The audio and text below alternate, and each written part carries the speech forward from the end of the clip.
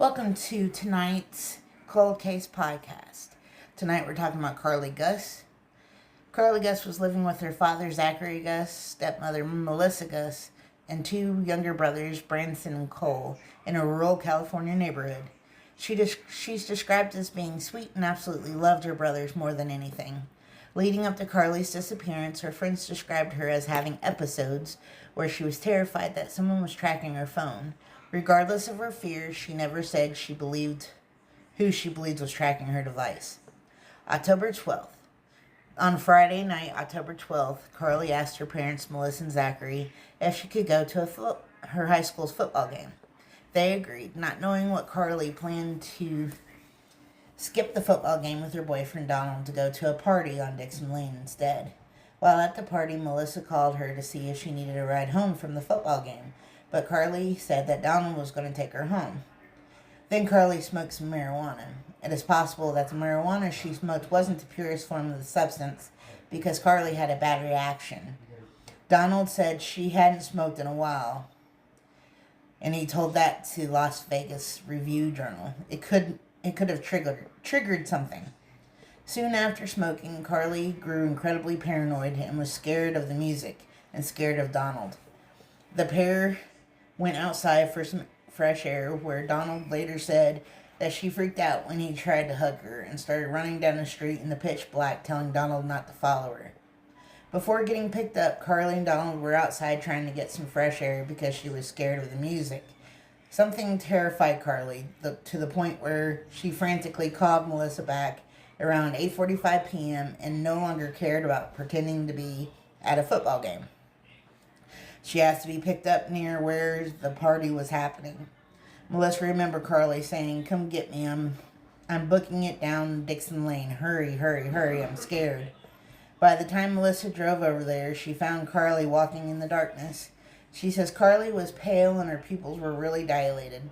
Unfortunately, the car ride wasn't easy. Melissa said even though she was safe in the back seat, Karlie was uneasy. She would jump from seat to seat, saying she was worried the car would kill her, and repeated how scared she was. Even when they got home from the short drive, Karlie was still paranoid. As hours went by, Karlie's fears and distress didn't relent. Her family says they remember Karlie huddling in a corner, acting afraid of her parents one minute, and then wanting their attention and comfort the next. She kept saying she didn't know what was wrong, but that she wanted to paint her toenails and read the Bible. As the roller coaster of emotions continued around 10 p.m., Melissa took her cell phone to secretly record Karlie. Her intention was to show Karlie the video the following morning as a way to demonstrate an important lesson about being under the influence. No one would imagine that these videos would end up being the last documented evidence of Karlie's mental state the night she would vanish.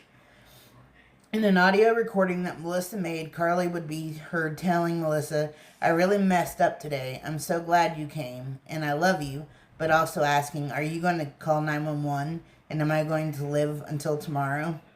She was also afraid that Melissa was going to kill her, but Melissa reassured her that her unbalanced thought was preposterous. Fox News listened to one of two recordings, which was 8 minutes and 45 seconds long. Karlie's shaking voice conveyed deep angst, saying she didn't want to sleep. The teary teen apologized and continued talking throughout her panic. To calm herself, she was writing on a piece of paper for hours. The family believes it was a therapy homework exercise sheet she was working on. Melissa sat with Karlie until 3 a.m. when Karlie eventually went downstairs. Melissa checked on Karlie and the boys a few times before falling asleep herself. When Melissa woke again around 7:15 to 7:30 a.m. on Saturday, Karlie was gone.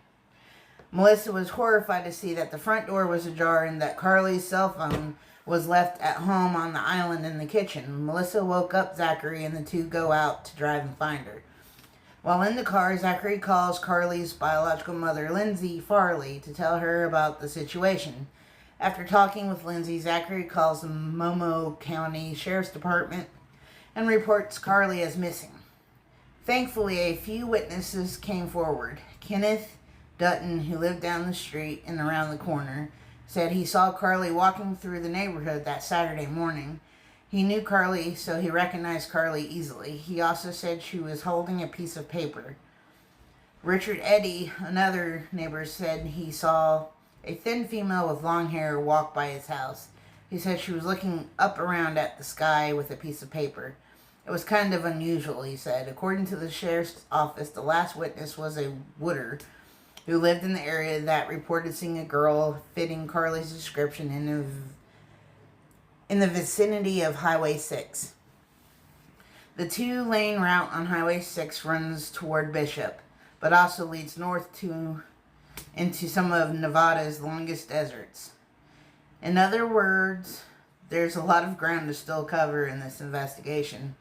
Although the tip line has received many phone calls, there have been no visible leads or viable leads.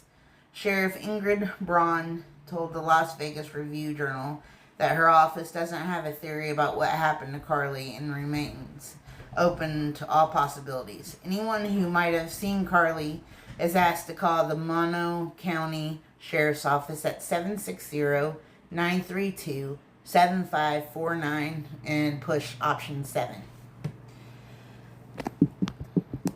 Her current age today is 22. Her birthday was May 13th of 2002. And she was 16 years old when she went missing. So if anybody has any information regarding this case, please feel free to contact that number. I'll also add that to the description box as well, so it's easier for you. So I hope you have a wonderful evening and you have a great night. Bye.